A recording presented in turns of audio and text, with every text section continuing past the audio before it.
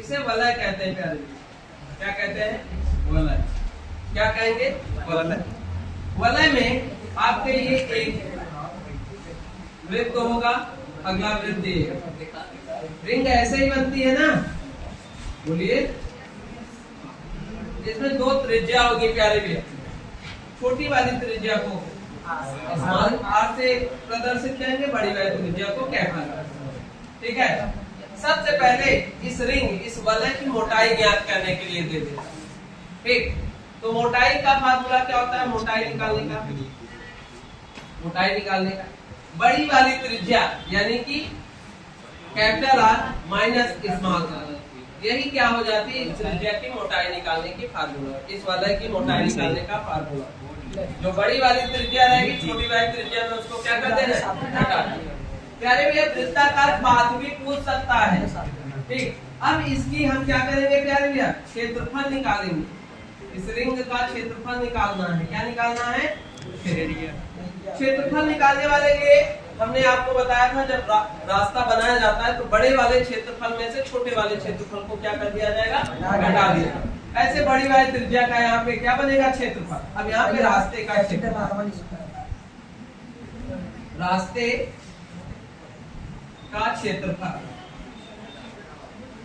ठीक, तो आपको क्या करना है? पाई आर स्क्वायर, बड़ी आर का स्क्वायर करेंगे प्यारे भैया, माइनस छोटी आर का।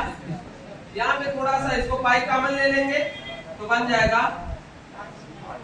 बड़ी आर स्क्वायर माइनस छोटी आर।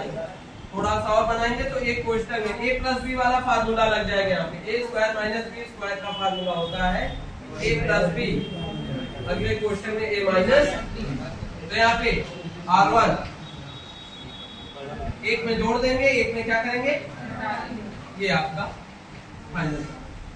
अब इसके बाद एक क्वेश्चन बनता है, जैसे कोई गाड़ी चलती है तो उसके पहिए का त्रिज्या दे दिया जाएगा, चक्करों की संख्या निकालना। क्या निकालना? इसको भी यही सीख लीजिए, चक्करों की संख्या नहीं। मान लीजिए ये कोई पहिया है प्यारे भैया, गाड़ी, ठीक है, इसकी आर्क जब ये एक बार चलेगी प्यारे भैया तो कितना दूरी तय करेगी? 2 पाई, यही परिध के बराबर दूरी तय करेगी। जैसे एक पहिया रहेगी, एक बार रोटेट करेगी तो जितना उसकी परिधि होगी उतना ही तो रोटेट करेगी। बोलिए, तो चक्करों की संख्या निकालने का फार्मूला क्या होता है प्यारे भैया? चक्करों की संख्या, चक्करों की संख्या, कुल दूरी, जितना डिस्टेंस चले, कुल दूरी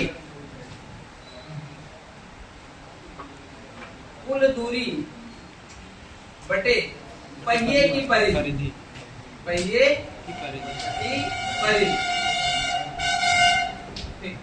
एक बात यहाँ पे नोट पॉइंट करके लिख लीजिए,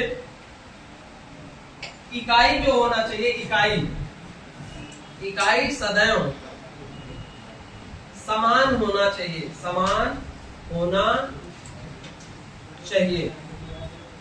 इकाई सदैव क्या होना चाहिए? समान। दूरी अगर मीटर में है तो पहिए की त्रिज्या भी मीटर में होना चाहिए। दूरी को अगर किलोमीटर में है तो मीटर में चेंज करेंगे, सेंटीमीटर में है तो सेंटीमीटर चेंज करेंगे। यूनिट दोनों का क्या होना चाहिए?